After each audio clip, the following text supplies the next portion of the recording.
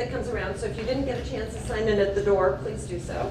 I'm Katrina Hedberg. I have two roles. I'm the state health officer, and I'm also the state epidemiologist. And so I'm going to be talking to folks today about the health status of Oregonians, which is sort of the driving, so the data, and then translating that data into policy in the form of the state health improvement plan. And you know, this is a relatively small group. I know that it's also being live streamed, is what Britt said, but feel free. I think it works well. If there's something that I'm presenting that you have any questions about, please feel free to interrupt, and there'll be time for questions at the end. I don't think I have a full hour's worth of talk for you all. Okay. So, first question, what does governmental public health do? What do we all do? We do a lot of different things. So I think, you know, this is part of the problem, and we're all fully aware of this, that it makes it quite difficult for us to sort of articulate very specifically, because we do a lot of different things. And so I think one of our challenges is not being everything to everybody, but figuring out both what our role is and where we have some data and where we can translate or use those data to drive programs that are evidence-based. So, in spite of that, this is, and hopefully most folks are familiar with this, this diagram, but these are the 10 essential services of public health, and I actually look at the outside to talk about what we do around assessment, collecting data, and then again, that's monitoring health and diagnosing and investigating different diseases or increase in disease. Then we have policy development or program development, both informing, educating, empowering, community partnership. Here's policy. And I think about policies both with a capital P. A lot of people say policy. They want to go to the legislature and pass a law. And of course we have administrative rules. We also do policy with a little p. Where we try to encourage things like smoke-free workplaces or smoke-free campuses. That's not a law in the state, that the whole outside area around, but that's one of the examples of policy with a little p. And then we have assurance function, where we want to be sure that we both make sure that people are linked to medical care. Again, we don't have a strong role that is in public health of directly providing that care, but making sure that people are linked. We have a competent workforce, and then we evaluate to make sure that what we're doing makes a difference, so that this gets back into the data realm where we then start to monitor health, etc. So basically the state health improvement plan, now we've gone through multiple iterations of this. You're probably all aware. The first iteration I think was done, how long ago, Lucy? I'm thinking 5-6 years ago. And that was actually in statute, that we were to create a plan that would address basically the leading causes of morbidity and mortality, chronic disease. And there was a year-long process where we did a lot of community engagement. The problem with that plan, though, was not that that piece wasn't good, but it really only dealt with chronic disease. It did not deal with the other things that we do in public health. Communicable disease, immunizations, none of that was included. So we were aware that while this was a state health improvement plan, it was pretty clearly focused, albeit on important areas, but not across the board. Then we had a second health improvement plan, which was done, again, probably 3 years ago, maybe, but which was, came up with some, but was very, pretty quickly done, and it was one of the prerequisites for accreditation. So we had that in place, but again, it didn't necessarily have the same level of community engagement. And so we have then, about a year ago, developed the third iteration of the State Health Improvement Plan. But so the purpose really of a state health improvement plan is not everything that we do in public health, but it's to think of what are some of the key sort of topic areas or focus areas that we want to do and provide special attention to those areas. So again, a lot of folks say, well, gee, I work in public health and I work in drinking water and I'm not, not listed on here. And I would say drinking water is incredibly important. It's not that, back to my first slide about everything that public health does, this was not intended to be everything that we do in public health, but rather an effort to focus some attention on certain areas. So the purpose of having it, and again, I think a lot of us think that state health improvement plans that this is the plan for the state public health division, but it's not. It's really, the idea of it is, it's a community health improvement plan. It's things that lots of different partners within the state have to do. Have most of you heard about collective impact and what that means? So the idea, again, is that there's lots of different people who have different pieces of the puzzle, and together we can make a difference. So setting some common goals, I think that's really important, because we have so much work to do, that making sure that we're all on the same page when it comes to what are the issues that we're trying to address. It does address the leading causes of death, disease, injury. And that's sort of classic public health terms. The flip side, of course, of that is not just, the WHO defines health, not just the absence of disease, but also well-being. And so we need to be sure that we're focusing on the positive as well. And then make sure that we focus on health disparities. Now that's, of course, classic epidemiology, right? If everybody were equally affected with every disease or condition, we wouldn't need epidemiologists. But we have, of course, as people get older, they tend to have higher risk for things like cancer or heart disease. But we also know within our communities that there are some specific populations that are at particularly high risk. And so we really need to focus on those health disparities, or the flip side of that, of course, is health equity, and make sure that we're trying to achieve the best health status in all of the populations.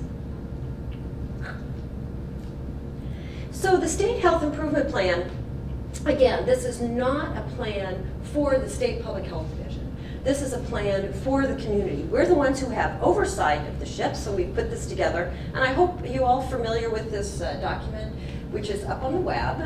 There are a few copies printed out, but we really encourage people to go to the web, and then also use their particular area of interest within that. So in addition to sort of talking about these broader areas, we do have an accountable body now. We have the newly formulated Public Health Advisory Board that now meets monthly, and that's going to be the accountable body. Now, the Public Health Advisory Board, in its new iteration, is actually a committee. It reports to the Oregon Health Policy Board, which is in statute.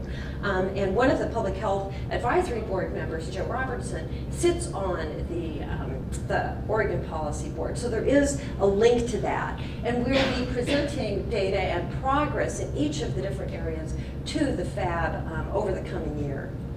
So the partners include, and I didn't make a laundry list here, but of course it's, again, not just public health. We have local public health up here, community-based organizations, other state agencies, policymakers, and again, with a capital P, that would be legislators, but others who make policy as well. And certainly the health systems are a really important partner if we're trying to achieve health. As I always say, I'm really happy, I work in public health and I'm all about preventive medicine and upstream, but I'm also very happy I have a doctor. So we need to be sure that we're not forgetting about the healthcare system as an important partner. So I had mentioned this before. We had, it's a revision of the Healthy Future from 2013, and there was actually even a previous iteration of that.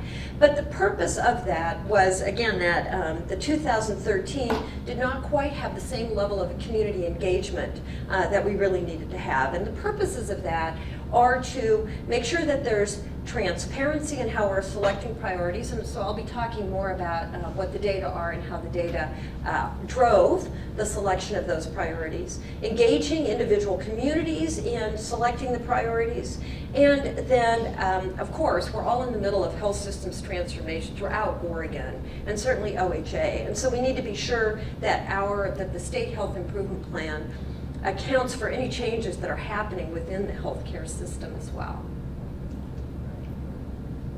So this is a complicated slide, but when we started out, we really did want to think about what priority areas would be. And this graphic, and we presented this at community meetings throughout the state as we were talking about this.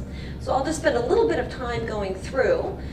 We focused on the leading causes of death up here: tobacco, obesity, substance abuse.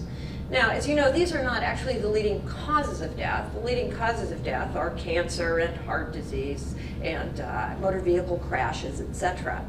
But instead of just looking at the disease, the purpose of selecting this was to look upstream. I cannot change who my parents are, I can't change my age, I can't change my sex, but I can change my risk behaviors. I can decide whether I'm going to smoke or not, or diet, physical activity. These are health behaviors that we really believe we can have an impact on. So we were looking at the leading preventable causes of death. Substance abuse here is actually a very large category. It should probably say substance misuse. Traditionally, we've thought of alcohol in that category and people who are binge drinking or chronic alcoholism. And of course, we would now put substance abuse in the same category with the opioid overdose. Epidemic would fall in this category as well. So that was kind of the first bucket, and I think a lot of people agree with that. Then we had a category about things that were not improving over time, things where our rates of disease were going in the wrong direction. So we also had a fair amount of discussion about how much to lump and how much to split, how specific to be or how general. So we all know that there's been a marked increase, and I'll show the data in just a minute, but in diabetes, that's directly correlated with obesity. So we had a discussion, though, a lot of people would prefer to focus on the disease process, because that resonates more than what we're trying to do is limit disease. So these categories are more specific to disease as opposed to the risk behavior. Sexually transmitted infections we're seeing more of, pertussis or whooping cough, opioid-related overdose. So again, the broader category is over there with substance abuse, and then we have more specific. So down at the bottom, I'll get to the key questions in the middle in a minute. But our national ranking, we have certain things where in Oregon, unfortunately, we're known for having poorer outcomes or poorer health in these areas. Suicide is one, and we have a suicide rate in Oregon is about 50% higher than national. Our oral health, and I think you're probably all aware that a lot of our poor dentition, particularly in kids, is related to our very low rate of fluoridation. Overall in the population, it's really driven by Multnomah County having not have fluoridated water. And our immunization rates, the childhood immunizations, we also rank pretty poorly around the country. And then there was another category we put up here, and this is a little bit using language from CDC, but we wanted to, again, thinking about what are evidence-based practices that we could actually have an impact on. And so these are categories that we kind of adopted from the Centers for Disease Control, things where we actually could do something. Healthcare-acquired infections is on this list, as well as improvements in food safety, teen birth, motor vehicle injuries, etc. So that's where that category. And again, we were putting a lot of different things out there as we had a discussion with the community. And the key questions sort of within that rubric, the key questions were looking at the potential health issues. Are there any that are missing? Which of them should be prioritized? And then because we were talking at the local area, State Health Improvement Plan is not the only plan for the state of Oregon. So local health departments need to have plans. CCOs are supposed to be working with local health departments on those improvement plans. Hospitals are required to have health improvement plans too as part of their IRS. I guess to be a not-for-profit hospital, they have to have one. So questions again, looking at the health issues, are there any that are missing? Which should be prioritized? Are there also priorities in the local area? Now we don't believe, I certainly don't, that everything that's on the state has to be at the local level. Or the other way around, that there might not be things at the local level that don't sort of raise up to something that's at the state. But because I really do believe there's something about looking at data, and then there is that community engagement piece. And an example I use is obviously two priorities that are up on this list include tobacco use and teen pregnancy prevention. Well, those are kind of apples and oranges, right? And so I'm not going to tell a community tobacco control is more important than teen pregnancy or vice versa. So it's really up to the communities when they're doing their own plans to decide where there's some energy. I'd like them to do both, of course, but at some point you have to prioritize for a period of time before moving on to the next one. So, and from a state perspective, what should be done to address these issues? So all of these things were part of the discussion. State health improvement plans, when we looked at what different states have, I think there's a couple of states that only have 1 or 2 priorities for their state health improvement plan. And there are others that have this sort of bucket that I put up at the very beginning, that have 100 different things as part of their plan. So one of the questions was also of the communities, what would make sense, what would resonate? Again, we'd like to be working on everything, but if this is really an opportunity to focus some of our energy, how should we do that? And we ended up coming up with 7 large buckets, but each of those has numerous strategies under them. So again, it's sort of 7 focus areas, but lots and lots of activity that can be done under those. So these are the priorities. So the top 3, the leading preventable causes of death are on the list: tobacco, preventing and reducing tobacco use, slowing the increase in obesity, and then here's the substance use. We also put improving oral health on the list, suicide, immunization rates, and then this larger category, protecting the population from communicable disease. So again, you could argue that immunization rates is actually related to this, but that's one of the things, is to choose something that will also resonate with people around what they're doing. And so a very specific thing like immunization is a little bit different than the category of food safety, for example, or what we might be doing right now around Zika virus, or what we were doing around Ebola. So the approach to meeting these goals, oops, you're right, if I turn around. Can you see me in the, am I still okay? All right. I'll try not to talk too loud with the microphone. So the approach to meeting the goals is that the priorities needed to be understandable, measurable. Your mic isn't working. Oh, it's because I got it. Is it working now? All right, let me turn it off and on. It was working okay, and then I heard that feedback. Yeah. Okay, now it's working again? Yeah. Now I heard that feedback and it stops working. Do I really need it? I can talk loud enough without it. Is it okay for the streaming too? Let me just get rid of this. I'm happy to talk. Anyway, it's too much stuff. So, measurable and achievable. Now, when we talk about achievable within 5 years, that doesn't mean that nobody in the state of Oregon is going to be smoking in 5 years. We might aspire to that. That is unlikely to happen. So nonetheless, we want to look at some goals that we're moving towards. And that each priority area is going to contain interventions on multiple levels. And you'll recall I said this isn't just for public health, it's for a variety of partners. Population health, that really resonates with those of us in the public health division, because that's what we do. We want to improve the health of everyone who lives in an area. But we also have interventions focused on the healthcare system themselves, because we want to be sure to loop in our partners that are working specifically on healthcare. Of course, that's other parts of OHA, the Medicaid program, Oregon Health Plan, behavioral health, all of that needs to be looped in as a piece, as well as the private healthcare systems. And then, as I mentioned, health disparities, and up here it's listed as health equity, which is the sort of positive spin. But we wanted to have some very specific interventions in each of these categories that are targeting the people at highest risk. So I'm going to go over each of these one by one. I know there's going to be a panel discussion at lunch as well with different folks who will be drilling down. So I'll just give a brief overview of the data and then a couple of the interventions or the focus for those. And again, there's going to be much more detail talked about later on. So tobacco use. I showed this slide as both the good news and the bad news. So the good news is, as you can see, relatively steady decline in adults. We get this from the behavior risk factor surveillance system. And as many of you are aware, they began a new, not just a survey way, but they were weighting the data to make sure it reflected the population, which is why it looks like it's a bump, but we've just continued to see a decline. So this is the good news. The bad news, of course, is that 17%, or almost 1 in 6 adults, continue to smoke. So that's a problem.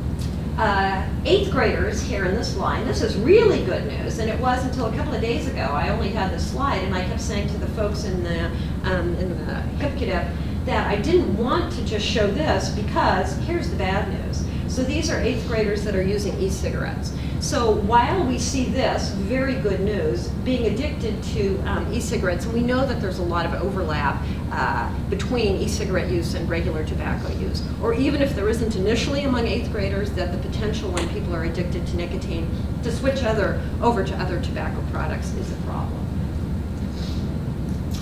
And then this slide shows the smoking by socioeconomic status in Oregon. So the lower SES is at the top. Lower SES. So these are folks on Medicaid, and then folks that are not on Medicaid, the higher. And so the real reason to show this, back to the health disparities, is that we saw a decline in adults. There's still 13% of folks higher SES, but if we're really going to make a difference, it's more than 2 times higher in people of lower socioeconomic status. And of course, those are folks who can least afford to be paying for tobacco products, et cetera, as well as the health repercussions of this. Now, this also shows to me that, yes, we need to have community-wide media campaigns and efforts, but if we're really going to make a difference, we need to be focusing on the population that's at the highest risk. And so that's where we come up with strategies like smoke-free rental housing and others that are help to encourage folks who are tobacco users, we should say, both to not use tobacco at all or at least decrease, because again, that's one of the environmental interventions that we can do around tobacco use. So the specific priority targets, cigarette smoking prevalence among youth, and again, you'd say that's the good news, but here's the other tobacco products. So this is where we've been doing pretty well. This one, non-cigarettes, so there's 2 things, of course, e-cigarettes I showed you, but there are also other tobaccos, so the little cigarellos, and the other thing is chew tobacco, etc. We really need to be looking at all the different sources of nicotine, and then continuing to focus on cigarette smoking prevalence among adults. Okay, so to switch to the next priority area, slowing the increase in obesity.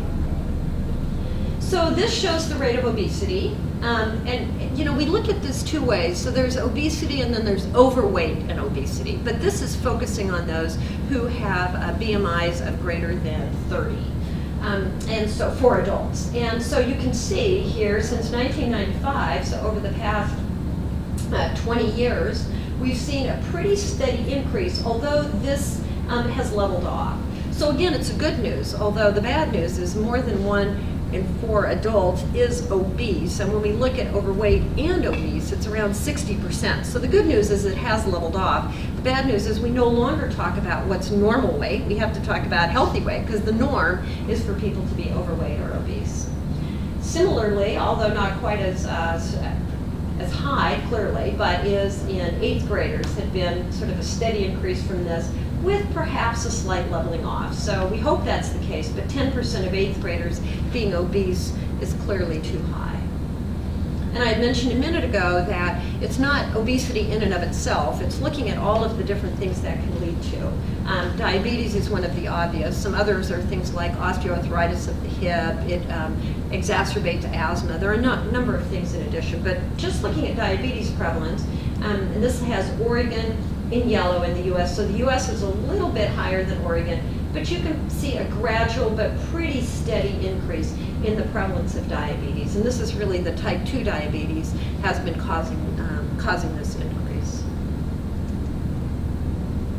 So the priority targets for slowing the increase in obesity are looking at the obesity prevalence in 2 to 5-year-olds. So this is our youngest population. These data we actually get from the Women, Infants, and Children's program, because we have, it's about 50%, is that right? I'm sort of looking, do you know, Jennifer, how many folks are on WIC of kids?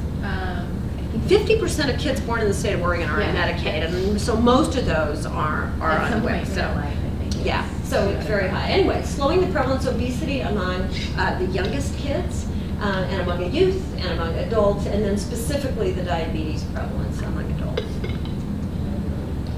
Okay, so harms from alcohol and substance use. So again, this is a very, very broad bucket. This one shows the very specific to binge drinking. So that's more than 5 drinks in one sitting, etc. And what you can see is that males, here are in yellow, have higher rates of binge drinking than do females. And the highest rate of binge drinking is here among relatively young adults, and then it drops off over time, with age. What really surprised me with this is that almost, well, not quite 10%, maybe 8%, but of 65-year-old men report binge drinking. That struck me as really high. I was thinking of binge drinking as being, the sort of partying on a weekend, the frat party, and I think a lot of us think about it that way. But it's clear that they're adults, and my guess is that many of these folks who report binge drinking by this time are also the chronic heavy alcoholics who do binge drink at the same time that they're sort of using alcohol every day. And if we look at deaths, while the highest binge drinking category is down here, the alcohol-related deaths are smaller, but again, my guess is that these alcohol-related deaths are going to be very specific to things like drinking and driving, that injury that alcohol contributes to. Whereas the folks up here who are dying of that chronic liver disease or other complications of a lifetime. I'm sure that some of these people are dying of injury as well, but this is pretty startling that, especially in men, the older men are dying at relatively high contribution of these alcohol-related deaths. This is a slightly complicated graph, but that shows the issue around opioid overdose. So this is very specific. So people always ask, and it's very complicated when you're looking at opioids, because the broadest category, of course, is all overdose deaths, but that includes both prescription opioids as well as heroin and other factors. And it includes suicide as well as unintentional. So then we're sort of in the interventions that you might have for suicide, of course, are different than those that you would have for an unintentional prescription overdose. So this slide is very specific to the unintentional, and some that are undetermined where you don't know, but again, they're not obviously a suicide. And these are related to the prescription drugs. So this is actually some good news, although I have to say, again, the flip side of this is that there are some deaths where opioids and then some other drugs like benzodiazepines and other things are starting to increase some of these rates. So it's very complicated to tease out exactly what we're talking about. But if we're looking at opioid poisoning deaths, again, you can see that there was a pretty sharp increase here into the late 2000s, and then started to see a decline again. The count is here in the boxes. The female rate slightly lower than the male rate, which is in blue. And I think one of the reasons that we were starting to see fewer prescription opioid deaths is that initially methadone, which is it was started as a treatment for heroin addiction. And then folks became aware that it was actually a very good medication for chronic pain as well. Now, the problem with methadone is that it has a very long half-life. It stays in your system a long time. And again, the reason it's used for heroin is that people don't have the same psychoactive effects that some of the other opiates do. And so people would have methadone on board and then could potentially be using other opioids. Now, luckily, our medication, and methadone was also quite inexpensive compared to some of the other opioids. So, but we were able here in Oregon to get methadone taken off our Medicaid formulary, or one of the preferred drugs, as they would say. And I think that has contributed to the decline that we're seeing in specifically the prescription opioid deaths. But again, we do have graphs to show that while this is good news, we are concerned about the crossover, not just between the prescription opioids, but folks, sometimes if you make it more difficult to get the prescription opioids and they're addicted to them, they may be using illicit drugs and back and forth. And then again, I mentioned that recently there's been an increase sort of down here, which we should probably add to this, but of benzodiazepines, or people using both opioids and other psychoactive drugs at the same time, and has increased in overdose deaths. So the priority targets around this are to decrease or address prescription opioid mortality. And again, that we're seeing some good news, although we have to be very careful that as we see a decline here, we're not seeing an increase in deaths from heroin and then from other medications.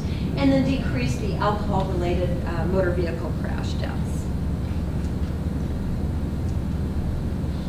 So suicide, I had mentioned a little bit ago that Oregon has a higher rate than, so Oregon is here in pink, higher rate than the rest of the US here in green.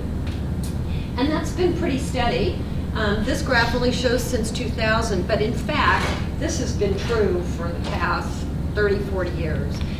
It's not clear why Oregon has a higher rate. It was interesting, I was reading the paper, and you probably saw this too, that the gun violence, the majority of deaths by gun in not only Oregon but the rest of the country are suicide. And so one of the hypotheses of the article I saw was that maybe we're seeing higher rates of suicide in the West because there are more guns in the West. People have, and I don't know whether that's the case or not. But nonetheless, this is clearly a problem that we have been seeing the same almost parallel line to what the rest of the United States, but quite a disparity between Oregon and the rest of the country. If we look at suicide deaths by age, there's a lot of attention has been paid to the younger age category, and that of course is very tragic because those are folks who are dying with the whole lifetime. But highest rates are in 65-year-old or plus men, many of whom obviously are either widowed, they don't have a female or other, so older men who are often living by themselves. And so, females have a lower rate overall.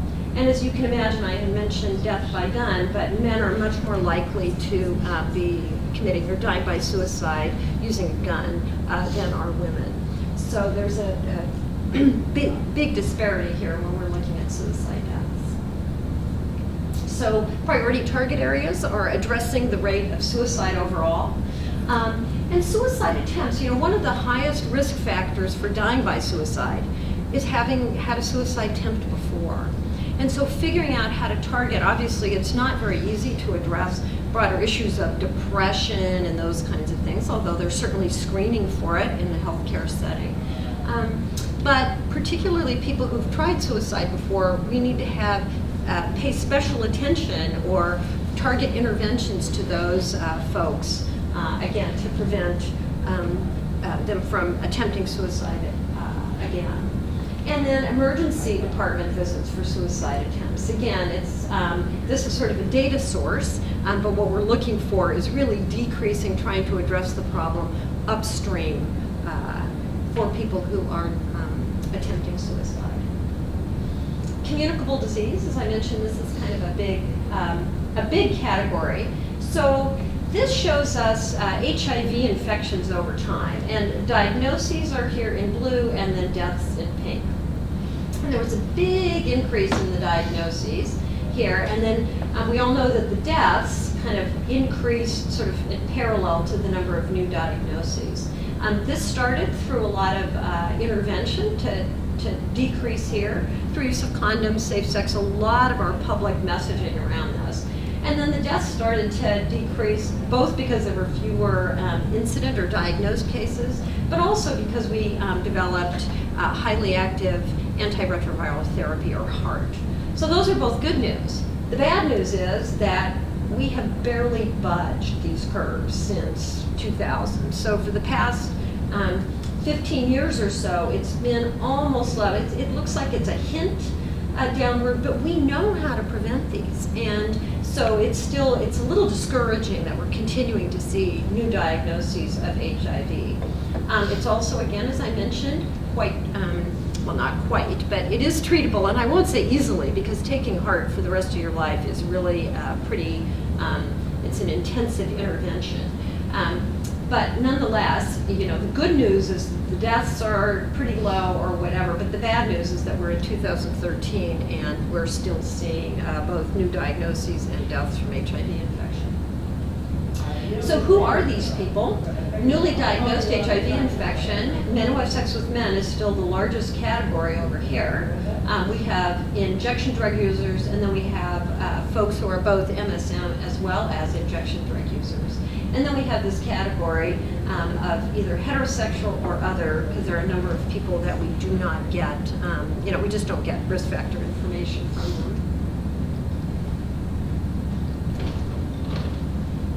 Okay, to switch a little bit, chlamydia infections in Oregon and the US. So here is the steady increase in the US and pretty steady increase in Oregon.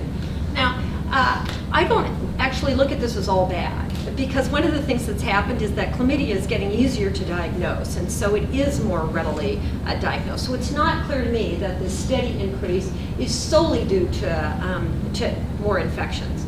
On the other hand, I don't think that this increase is all due to improved diagnosis or making it more easily. So I think we have our work to do, not only in getting it's primarily women diagnosed, but of course treated, and many women are getting, or how to put this, both men and women are getting infected, although it's only the women who are being diagnosed because they are often either symptomatic or having it as part of a routine pap check and the rest of it. So we need to be sure that we target things like expedited partner therapy, where the women get treatment and then can also give it to their partners in order to stem this. So the protecting the population, our priority areas are to look at gonorrhea in women age 15, and again, this is not quite as high as chlamydia infections, but it's a problem. Gonorrhea throughout, both men and women, is a problem in Oregon. HIV infections I showed. I didn't show the data on hospital onset Clostridium difficile infections, but this was back to the category, you remember, healthcare acquired infections, that if you have really meticulous infection control, you should be able to limit some of these. Now there are folks who are getting community acquired Clostridium difficile infections, and those are harder to prevent, but once people get in the hospital, they should not be, let's say they're in there for heart surgery or something else, they should not then show up a week or so later with a C. diff infection. And then looking at the shigatoxin producing, so this is like E. coli 0157 or infections in children less than 10. And part of the reason to focus on these infections do hit the whole population, but the kids are the ones who often develop the severe side effects, the hemolytic uremic syndrome. So immunization rates, we'll start with influenza. Influenza is, and it's nice that this older population here, we have around 75 or 80% of our older adults are getting vaccinated every year. So this is annual infection. But where are they getting their flu from? They're right, they're not getting it from each other, they're getting it from their kids. That is their young adult, their adult children and then their grandchildren. So it's also good news that the young, but you can see here, these 20, these people here, less than 1 in 5 of this kind of young adult category are getting immunized for flu. And the thing about older adults is that it's great that they're being immunized against influenza, but a lot of older adults, their immune systems aren't as robust, and so they may not take the vaccine as well or develop antibodies from the vaccine as well. So that's really why the current recommendation is both to target folks at highest risk, and the very young population here is also at increased risk of complications and hospitalization. But we really need to get the entire population vaccinated because these people are getting it from these people who are not vaccinated. This is 2-year-old immunization rates in Oregon. And again, this is where we are not as good as the rest of the country. So there's the entire series here, which is what this stands for, but it includes not only DTaP, but MMR and all of the vaccines that need to be got. So that's the lower line that you can see. We're not even at 2/3, we're a little over half. And then if you're only looking specifically at the 4 diphtheria, tetanus, and pertussis vaccine, and you'll remember that pertussis specifically is one of the diseases that Oregon actually has increased rates of. And here we're somewhere around 3/4 completion rate for that. And I can't remember where we are in Oregon now, but we're like state number 45 or something in our overall immunization rates from the bottom. I mean, we are one of the worst at getting complete vaccinations. So, the issue here, and it's kind of complicated because there are the people who want to do the right thing but are forgetful. And of course, that's what ALERT is for. So they should be going into their doctor's offices and getting vaccinated. And then we have all the folks who are really very concerned that vaccine is contributing to fill in the blank, autism or whatever. And it's really, that's a hard challenge because And then there are the kids who actually get really sick from these diseases. So often the kids who are not getting immunized may get sick from them, but they're not the ones who end up in the hospital. It's the infants who haven't yet been vaccinated. Or kids who are immunocompromised, for example, who are getting really sick. So the whole purpose of vaccination is really to protect not just the individual getting vaccinated, but the entire population. So here are immunization rates. Wheeler County is too small, but if we look at the immunization rate, lighter is worse and darker. And you can see, of course, Southern Oregon, but you know, there's been a lot said about Ashland having such a high rate, but you can see we have pockets here in Central Oregon, Central, I mean Deschutes and Crook, as well as over here, with pretty low immunization rates. And so this is not, if anything, this is a socioeconomic status flipped around, that it tends to be better educated folks who are in middle class, who are really worried about side effects from vaccine. I think, you know, part of the problem is that we've been a victim of our own success. People are not seeing these diseases. And so when you're not seeing the disease itself, you think, why should I have my kid immunized against something? But these still do show up in Oregon, folks who are severely ill from pertussis and measles and some others. It's rare, but it still happens. So the priority targets are to make sure that 2-year-olds are fully vaccinated. We also look at the human papillomavirus vaccination series in 13 to 17-year-olds. And of course, as you know, that's one of the chief causes of cervical dysplasia and cervical cancer. So we're trying to get young women, and now also young men, but to be vaccinated against HPV, so that to really limit the amount of cervical dysplasia that we see. And then, this is interesting, seasonal for greater than months of age. I'll have to look at what that specifically is in terms of priority, but from my standpoint, really everybody ought to be vaccinated for seasonal influenza. Improving oral health, you're probably all aware of this. 2002, it got a little worse and then a little better. I don't see any trends here. I think we're doing pretty poorly overall. This is 6 to 9-year-olds, so grades 1 through 3. More than half, almost 2/3 have had a cavity. Here's untreated decay, around 25% or a little higher. Rampant decay is 1 in 4 or 1 in 5.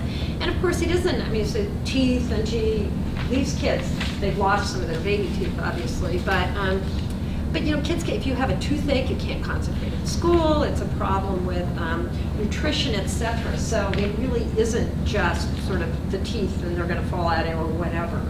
This really poses huge problems. So cavities by geographic region. We up here, so 51%, again, in the Northwest is looking pretty good, but look down here, and I know the numbers, there's fewer kids or people who live in this area, but you can see 73% have had some cavities in this area. And so this really is a regional disparity in how well we're doing with oral health in kids particularly. So targets are addressing those 3rd graders with cavities in their permanent teeth, adolescents with 1 or more new cavities, and then the prevalence of older adults who've lost all their natural teeth. I think people often think about fluoride as an important intervention for kids, which it is, but it can actually help people all along the lifespan. So it's not that fluoride stops doing any good as soon as all your permanent teeth are in. So just to finish up, so progress to date, I actually think that we've been doing pretty well. So one of the things, as I mentioned again, is this is not just for public health. This is to figure out how we can talk about our priority areas so that other people can act on them as well. So the Coordinated Care Organization, they have incentive measures. They get paid for addressing certain issues, and both childhood immunizations and tobacco, that should say use, not us, and tobacco use are incentive measures for CCOs. So again, they're looking within their population, and they will get paid for seeing progress in these. We have a dental sealant training and certification program in place, a youth suicide prevention plan. with the hospital metrics committee, I presented to them, I don't know, 3 or 4 weeks ago, because they are looking at having an opioid overdose, and this is opioids prescribed in an emergency department as one of their incentive measures to decrease the amount that's being prescribed in emergency departments. And then, as I mentioned, we have our new FAB. And as part of public health modernization, which is also aligning with this, the moves towards modernizing the entire public health system is now the accountable body, and we're going to be reporting to them. So that's the end of my presentation, and I don't know if anybody has any questions. You were awfully quiet, everybody, or maybe you already have seen this before. Yeah, go ahead. I'm curious, because you say it's primarily harm reduction and death prevention as far as suicides and substance abuse, why is it not a priority to address those underlying conditions? So we should take them kind of one at a time. So the problem with each of these is they are, very, very big. So if we talk about suicide, when you think about suicide and suicide, ideation, it runs a spectrum. I mean, it runs a spectrum, as we said.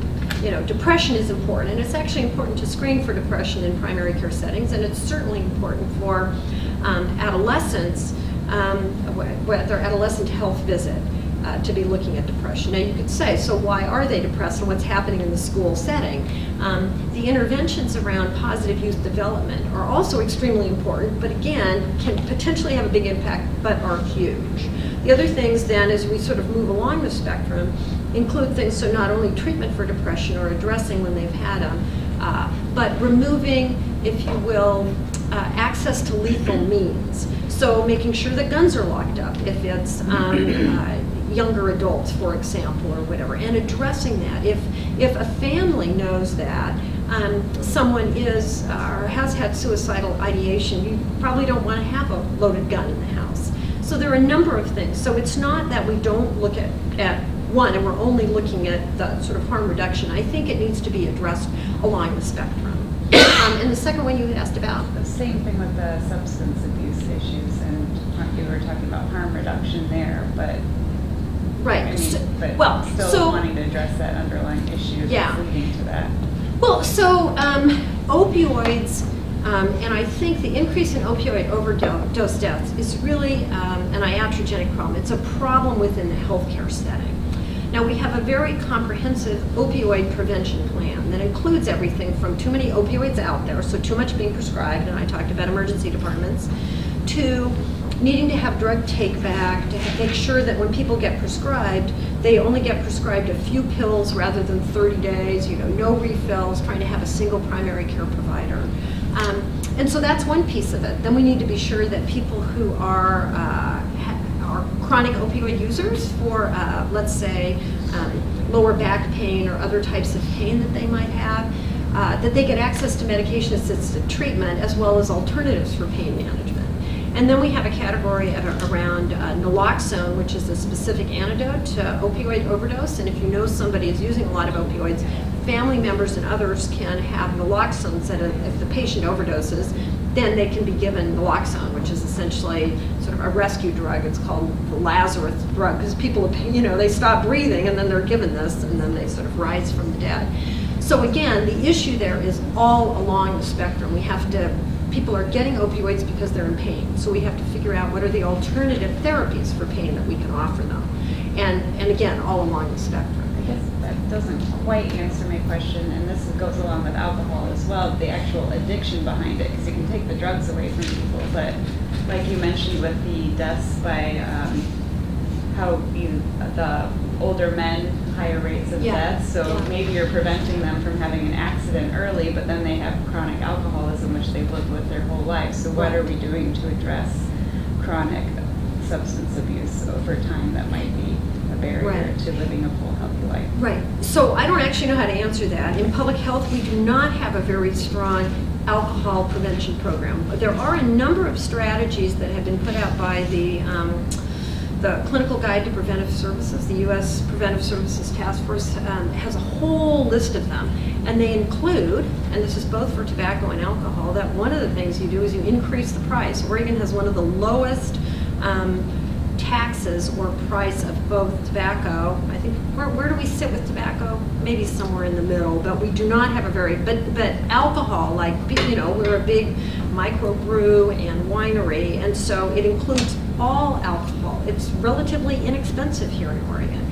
But that's a type of intervention that's not a public health intervention. That's something that really needs to be done at the legislature, or needs to have not, you know, some of our community sort of activist groups. So the short answer to your question is, part of what we do, and I present a lot of data, is we present data, we look at what the spectrum of different evidence-based practice is, and while I agree with you completely, I don't know what the specific evidence-based practice is around preventing addiction, other than making sure that people don't have too much access before they get addicted. And then once people are addicted to different substances, they obviously need treatment. So I think there's interventions along the whole list, but it really, again, depends on where we can put our efforts to make most of the difference. And one of them is that we present what the data show, and it's certainly true that the more things cost, it's called price elasticity. The more things cost, people tend to use them less. It's not perfect for everything, but we certainly know that it's true.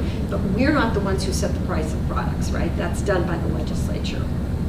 Well, I mean, it's done by, but public health, at least governmental public health, we do not set, in fact, I don't think we're allowed to talk about increasing the price. That needs to be done out in the, so I don't know if that quite answers. I mean, it's, you know, one of the things, and we're all aware of this, I've gotten this question before, that one of the drivers, I mentioned teen pregnancy a few minutes ago, but one of the key drivers for overall health is making sure that not only, well, graduating from high school is one of the key drivers, and then further along, more education. So, but we're not the Department of Education. We're not the ones who ensure. Our pieces of that, though, in public health are that we don't want young women to get pregnant so they drop out, right? So there are, you know, I mentioned tooth decay. We don't want kids to be missing so much school because they're sick, or they have tooth decay, or they have other problems. So we have a very strong role in public health with helping people stay in school, but we're not the Department of Education. So that's back to the sort of collective impact. There needs to be lots of folks that are trying to reach kids to make sure they stay in school. And I could say the similar thing for making sure that people have livable wage, right? That's really important. We know it's a huge driver for public health, but we're not economic development, we're not the unemployment office, we're not, you know, there's a number of things. But there are things that we can do around why is it that people are losing or not having work, or what kind of addictions. If they're in chronic pain, how do we help address pain so that people are able to work? So, like I say, it's not, I understand it's not very satisfying. The problem is it's like this, and back to the very, very first slide, in public health we tend to like to be problem solvers, and we like to be everything to everybody, and when we try to address absolutely everything, then I think it dilutes a little bit of what we do. So your points are well taken. It's hard to know specifically what our role is, that we can have an impact, and what are the data and things that we show to others so that they're the ones who can work with us on the topic. So, good. Question, comment? Oh, just one thing I think we are doing that's kind of positive in that area is we have added the ACEs questions to the BRXS, so it's the average childhood events, and there's much more focus on trauma and trauma-informed care, and kind of helping support kind of the medical system and being more trauma-informed, having our groups more trauma-informed. And so I think that's one upstream thing we're doing in those processes. So what are the policies that are coming out of that trauma-informed approach then? Well, I mean, I know I don't know all, or maybe even most or some, but I know in the HIV program we're looking at integrating trauma-informed. Right. Do you want to say more about that? Well, just You. that we're doing full assessment on all of our services within the HIV care and treatment program, and we're looking at ways to change our policy, change our forms for clients, change our atmosphere to be more trauma-informed, and we're expecting that not only from our own agency programs, but also through our contractors. So we're doing a lot of assessment work right now to identify the areas that we're going to be working on in the next year. And I do think, you know, obviously, You can tell I like data, and I sort of started as the state epidemiologist before I moved into the state health officer role. But I do think a really important part of what we do in public health is to provide data and to look at it different ways so that people are aware of the problem. So, and then also looking at what the evidence-based practice is. So a lot of these, we know what the problem is. It's a little less clear what it is that's going to solve the problem, other than, as I said, the kind of community impact. So I don't, for me, it's not quite as satisfying as saying, yes, you see the problem, and we know exactly how to address tobacco use in people who are lower income. I mean, we know a variety, we know what a comprehensive approach is, and we know that it has helped by decreasing, but it took us years and years to get to the prevalence of smoking that we have. It's going to take us years to get to decrease. I should have shown the teen pregnancy rates. Those have been declining, which is terrific news. They've been going down, down, down, down, down, and basically in all racial and ethnic groups, although the group that has the highest rate of not only pregnancy but teen births is the Hispanic population, quite high, and then African Americans, and then white. So again, even there we have, it's been going down in all groups. That's the good news. The bad news is that there's still amount of, significant health disparities when it comes to teen pregnancy. So anyway, all right, well, thank you very much, and feel free, most of you know me, but if you have any questions about this, I'm very happy to answer them. So thank you.